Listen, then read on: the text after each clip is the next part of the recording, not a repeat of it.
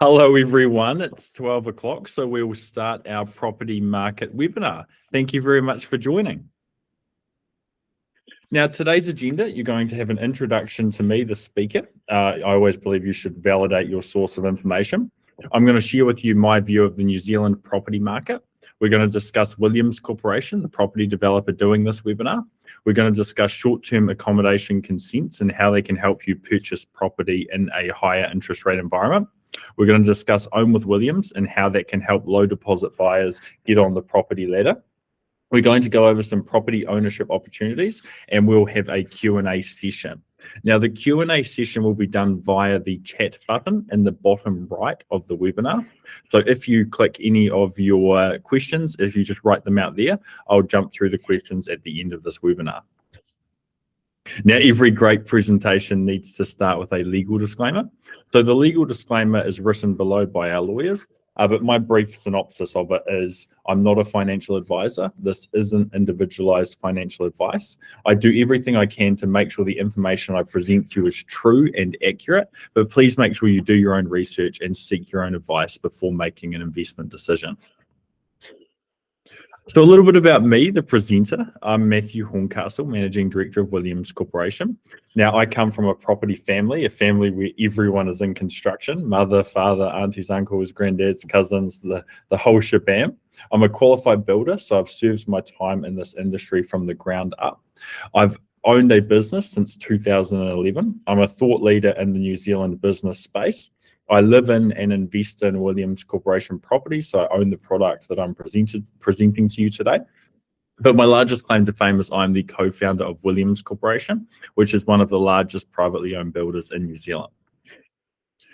So now I'm going to present to you the New Zealand property market.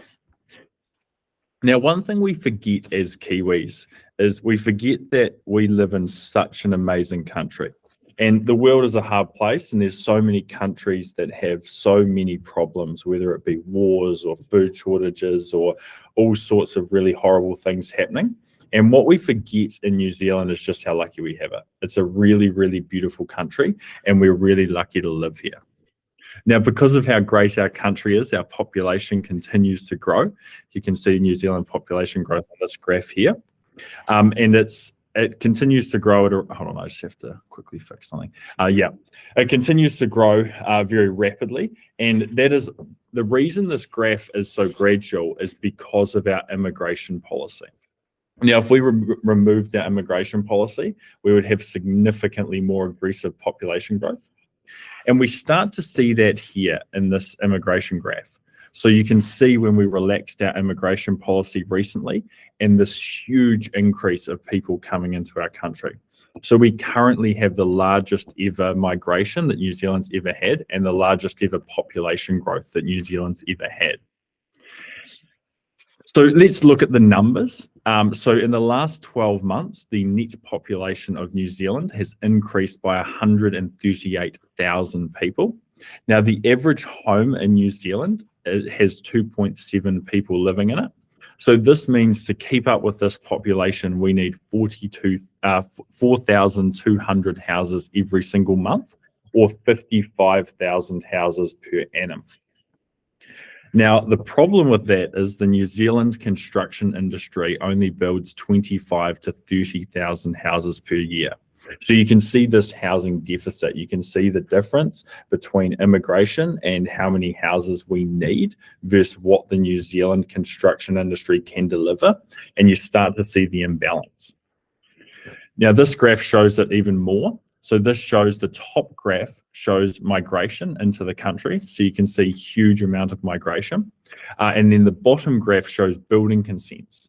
So at a time where a huge amount of people are coming into our country, we have building consents declining to lows that we haven't seen since 2015. So we're not building enough houses to keep up with population growth. And the other interesting thing is, as we build houses, we have construction inflation moving at a rate significantly higher than consumer inflation. So if you go talk to an old school quantity surveyor, someone that's been in the industry for a long time, they would tell you the rule of thumb for New Zealand construction is that New Zealand construction inflation moves at a rate 2 to 3 times consumer inflation, CPI. So essentially we have consumer inflation at the moment around that 6% mark, and we have construction inflation at almost 12%. So this is putting more upwards price pressure on the New Zealand home, because every time we build new homes, they're just very, very expensive. Now, on top of these numbers, we have tourism back. So the reason I bring up tourism in a New Zealand residential property webinar is because when we have more people coming into the country, a lot of our housing assets get repurposed for things such as Airbnb. So they accommodate tourists instead of the people living here. And this puts additional pressure on the New Zealand house price because there's less houses servicing the population. Now, rents is always a really great indicator of where prices will go. Now, when you look at the graph of rents for the last 10 years, you can see it's very, very steady, and you can see rents moving in one direction. Now, the average rental increase per annum for the past 10 years is 5.5%. And in the last 12 months, we've had rents increase 7%. So that's really starting to show you that pressure building in the New Zealand property market. Now, one of the main things that stopped prices moving aggressively is interest rates. So we currently have interest rates anywhere from sort of 7 to 8%. Sometimes we can get customers a bit cheaper than that, rates a bit cheaper than that, but that's a good rule of thumb for this webinar. And you can see that the forecast moving forwards is to have these interest rates decreasing. And I think it's very, very clear what's going to happen as these interest rates decrease. We're going to have house prices starting to rise more aggressively than what they currently are. Now, I love this quote at the bottom. You marry the house, but you date the interest rate. And me personally, I would far rather purchase a property at a cheaper price with a higher interest rate, because I know I can refinance that cheaper in the future, or I should be able to refinance that cheaper in the future, where I don't want to be purchasing a house when interest rates drop and I have to pay a higher sale price for that house. So let's now discuss median house prices. So this is a Westpac forecast for New Zealand median house price growth. And you can see the first section shows the past, what has happened, and the next section shows their forecast. So Westpac is forecasting prices to increase by 5% per annum, or 4.9% per annum for the next 7 years, which I think is very conservative. And then we have other economists such as Tony Alexander forecasting price increases of sort of around that 10%. So we can reasonably assume, we can look at forecasts like what Westpac's done, we can look at forecasts like what Tony Alexander's done, and then we can look at the data that's actually happening currently. So the New Zealand median house price in the last 3 months has increased by 2.1%. In the last 3 months has increased by 2.1%, with the largest cities in New Zealand increasing at a rate higher than this. So if we look at 2% for the past 3 months, and we look at the 5% forecast here, and we look at Tony Alexander's forecast of 10%, we can say somewhere in the middle looks reasonable. I believe that sort of 7.5% is where it's going to be. So for the people that wanted to buy at the bottom of the market, you've already missed it. So let's just discuss this property cycle that we've just had. The peak of the market was in January 2022. And the trough was in May 2023. And we had approximately 3 months where prices stayed relatively flat, and then prices have just started moving with that 2.1% increase in the last 3 months that I just discussed before. So let's look at last month alone. So last month alone, the New Zealand median house price increased by $8,131. So the New Zealand median house price was increasing by $270 every single day last month. And let's look at the last property cycle, because this data is really interesting. So in the last cycle, in 2009, we had 5 quarters of negative price growth in New Zealand median house prices. So prices declined for 1.25 years. And then following that, we had 41 consecutive quarters, 10.2 years of house price increase. So you can essentially see the bear market and the bull market. Now, we have just had 5 quarters of decline. So the prices just declined for 1.25 years. Now, technically, there was actually a quarter where prices didn't decline, but for the sake of simplicity, that's a good way of explaining it. And now we have had 1 quarter of positive house price growth. So it's reasonable to assume that we're the same country with the same base economic factors, the same drivers, the same housing deficit. It's reasonable to assume that we're going to see a bull run generally pursuant with what we saw coming out of the last cycle. So what is my summary of the New Zealand property market? We forget how lucky we are as Kiwis. We live in a really amazing country. Our population continues to grow because of how great New Zealand is. We have a shortage of housing compared to how much our population is growing. We're not building enough houses to keep up with current population growth. Replacement cost of houses continues to increase at a rate significantly higher than consumer inflation. Tourism is back, which is putting additional pressure on the New Zealand housing market. Rents are increasing at a rate significantly higher than the 10-year average. Interest rates are forecast to come down, and New Zealand house prices have already started to rise. So essentially, if I was to be doing this webinar 6-12 months ago, I would have said that we're facing economic headwinds. Now I'm very, very confident that we're facing economic tailwinds. So now I want to talk to you a little bit about Williams Corporation. Now, who is Williams Corporation? Williams Corporation is a residential property developer. We build homes that are affordable to buy, affordable to live in, affordable to maintain, where you can live, work, and play. A few key metrics about our history and our track record. We've been in business for 12 years. Last year alone, we delivered 503 houses to our customers, valued at $373 million. So we're transacting at more than $1 million a day last year. And in our career, we've delivered 1,890 houses, valued at over $1 billion. So why are our homes so popular? Why has a relatively new company come into a relatively competitive industry and taken such a dominant market share?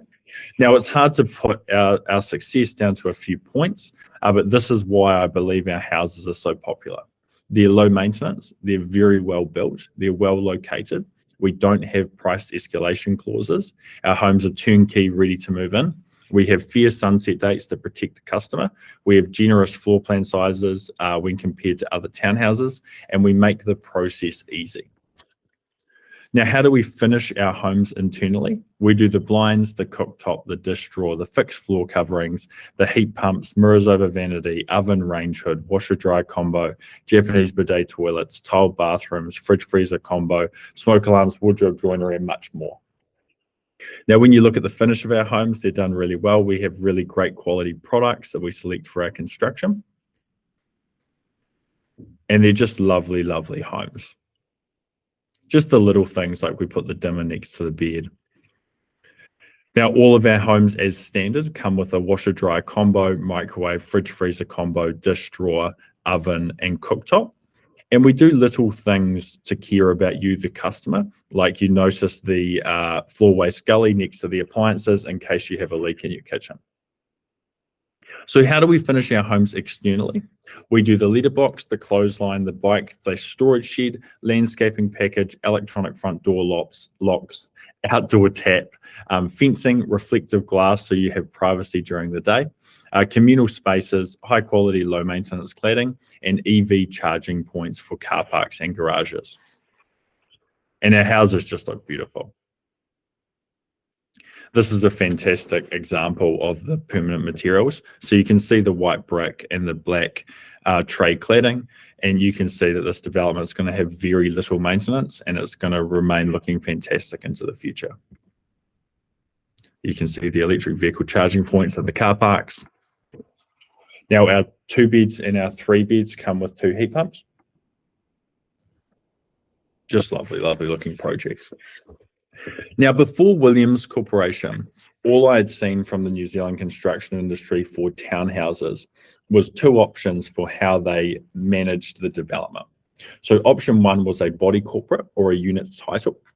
Now, this is a great legislation / document, but it's really designed for large scale buildings like the big office building that I'm sitting in currently. It's not overly appropriate for 2-story residential townhouses because you have a lot of compliance and administration that comes with the managing of the body corporate, and that's paid for by the consumer.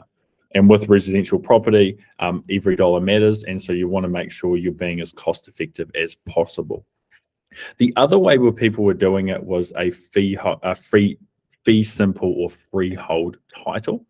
Now, that's fantastic because it's easy to understand. It's easy to obtain finance. But the problem we noticed was if someone, say, wanted to paint their house pink or not be insured, it created risk for our customers. So what Williams Corporation did was we created our residents association or our residents agreement. And what it is a legally binding agreement registered on the title as a covenant. And it gives very, very similar protections as a body corp, but at a significantly reduced cost. And this document was so well received by the industry, it actually became a standard that we see now in the townhouse industry.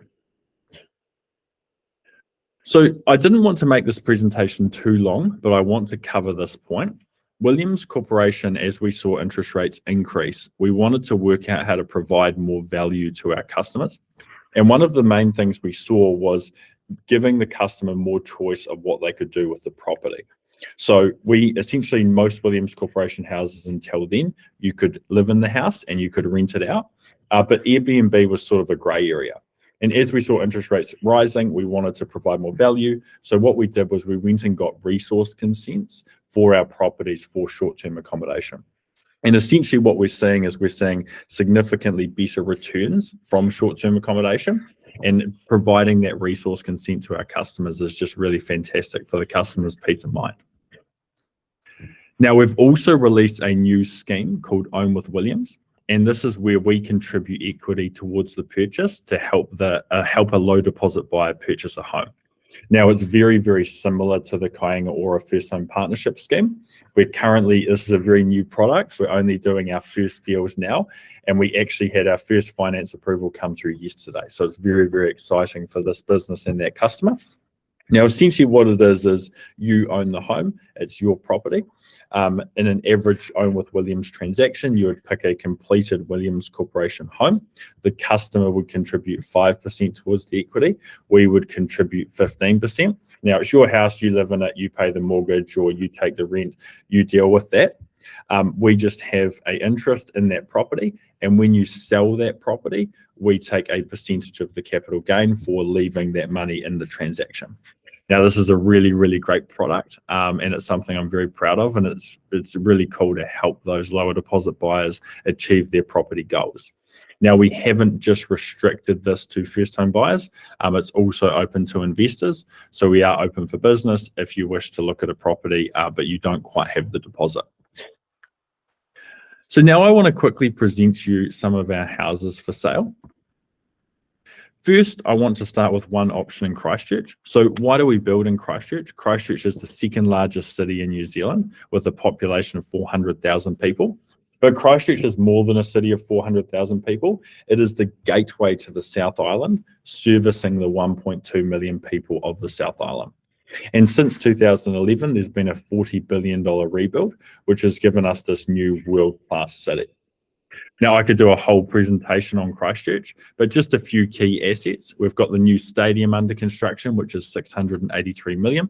The new convention centre is completed and open at $450 million. We have the sports and recreation centre under construction at $317 million. The hospital is being refurbed at $463 million. We rebuilt the arts centre at $200 million, and the town hall's completed at $133 million. Now, there's lots more assets. The city's looking absolutely amazing for those that haven't seen it, but it's looking really, really good, and it makes me excited to invest and provide options in Christchurch, and especially the central city.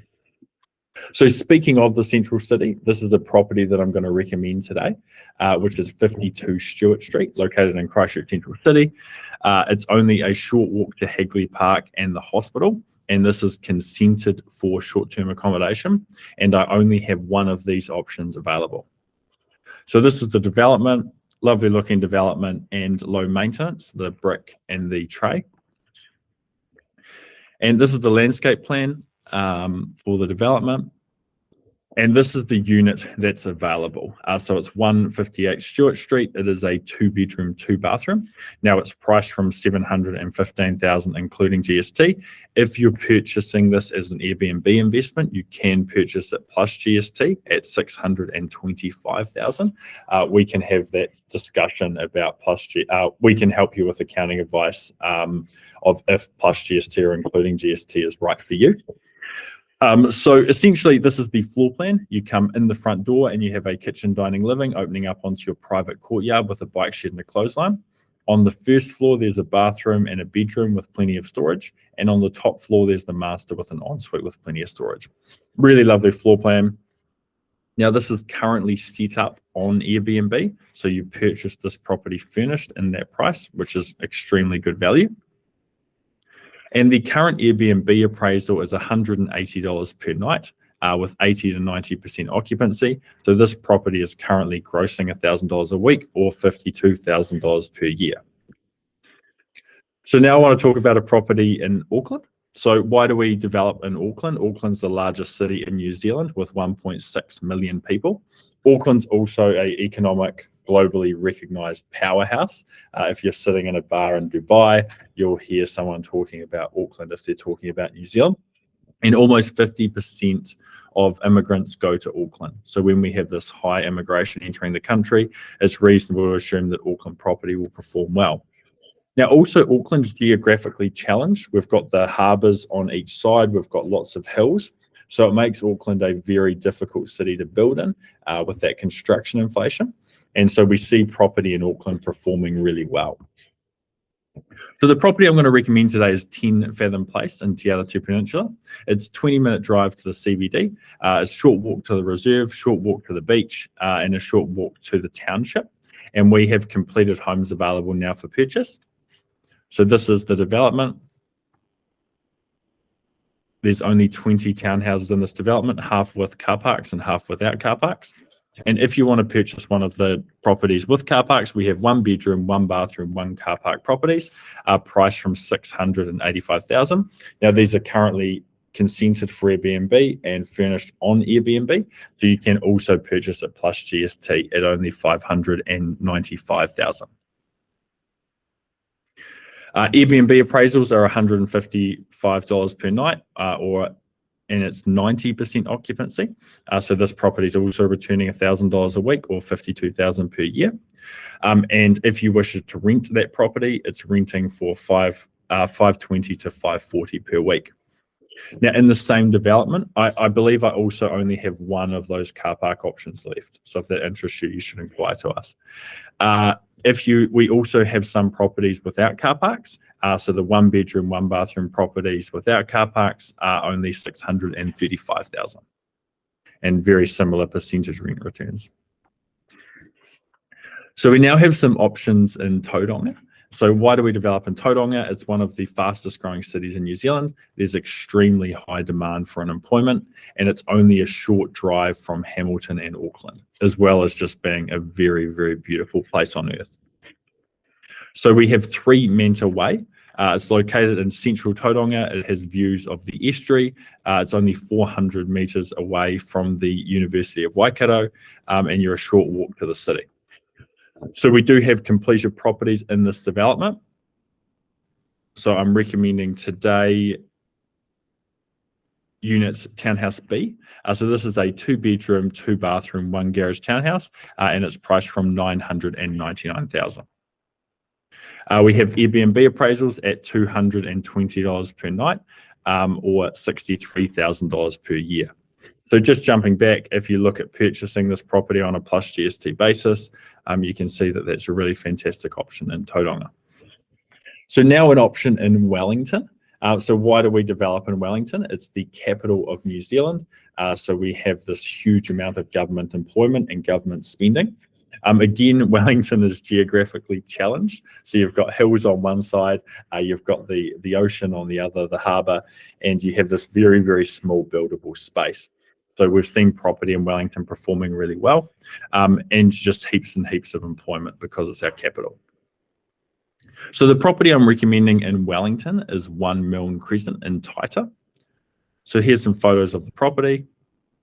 It's where it's located, small boutique development. So this is it says 2 bedrooms there, but it's actually 1 bedroom, small error from the marketing team. It's 1 bedroom, 1 bathroom townhouse, and it's priced from only $540,000. Now this property also has a short-term accommodation consent, and it's a really lovely floor plan. So you come in the front door and you've got your kitchen, dining, living, opening up onto your private courtyard with a bike shed and a clothesline. And upstairs you have a study, a bathroom, and a bedroom with plenty of built-in storage. Airbnb appraisals, 110 per night, forecasting 85 to 90% occupancy, so 34,000 per year. And rental appraisals are, should have my glasses on, 510 to 530 per week. So now I'm just going to see if my chat box works. If anyone has any questions, I would love to answer them. I'm not sure if my chat box is working. I'll just quickly check with the marketing team. Questions are, okay, so there's something about more information on Own with Williams. So Own with Williams is a really fantastic option to help people. It's still a relatively new product. So essentially we're working case by case with each buyer. But it's been really well received. We've just had finance approved for the first couple of buyers, but we are still doing each deal case by case. So if you're someone with a 5% deposit and you're looking to buy a property, I can't really give you much more information other than book an appointment with us. We'll find the property that's most suited to your needs, and then we'll create you a custom Own with Williams proposal for how we can help you in that property. I also saw something else just flash up.